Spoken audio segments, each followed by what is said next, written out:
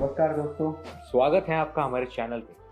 आज हम बात करेंगे कि वास्तुशास्त्र कैसे हर एक इंडिविजुअल की लाइफ में इम्पैक्ट करता है। वास्तुशास्त्र एक प्राचीन इंडियन साइंस है जो किसी भी जगह के डिजाइन और एनर्जी फ्लो को बैलेंस करने में बहुत हेल्प करता है।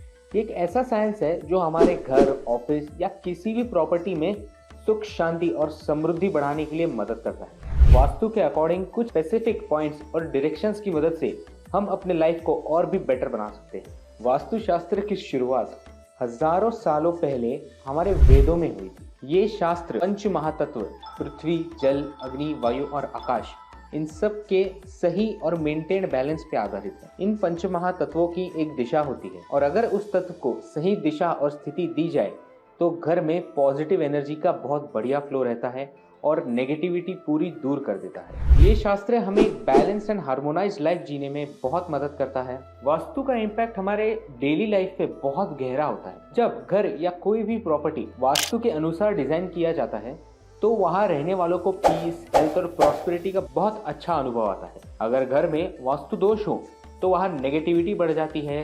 Health issues, relationship issues, family issues, finance issues, career issues जैसे अनगिनत इश्यूज पे वास्तु इम्पैक्ट करता है। लाइफ में वास्तु का अपना एक अलग ही इम्पोर्टेंस है।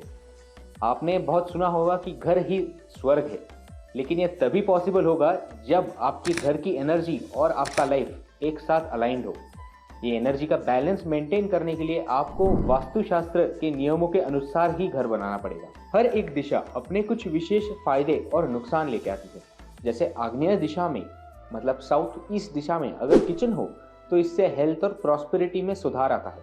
अगर हम बेडरूम पश्चिम दिशा में रखते हैं तो sound sleep and mental peace प्राप्त होती है। इस प्रकार का अलाइनमेंट हमें खुश और सफल जीवन जीने में मदद करता है। वास्तुशास्त्र सिर्फ आज के समय में ही नहीं बल्कि प्राचीन समय से ही लोगों के जीवन में उपयोगी रहा है। इसका उपयोग आज भी कई बड़े लोग करते हैं और अपने घर, ऑफिस और प्रॉपर्टी वास्तु के अनुसार ही बनवाते हैं। वास्तुशास्त्र की स्पिरिचुअल पावर को अपने घर में बसाने वाले बहुत से सक्सेसफुल लोग हैं, जिनमें से आते हैं शाहरुख खान, अनिल कपूर, अक्षय कुमार।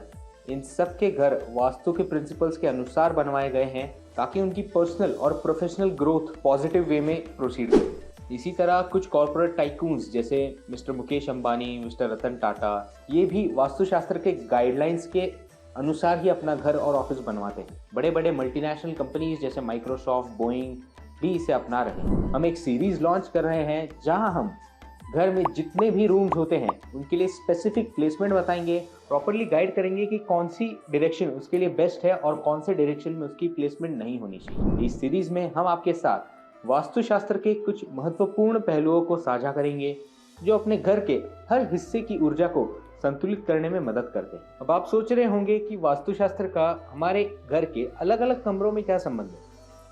दरअसल घर के हर कमरे की एक भूमिका होती है।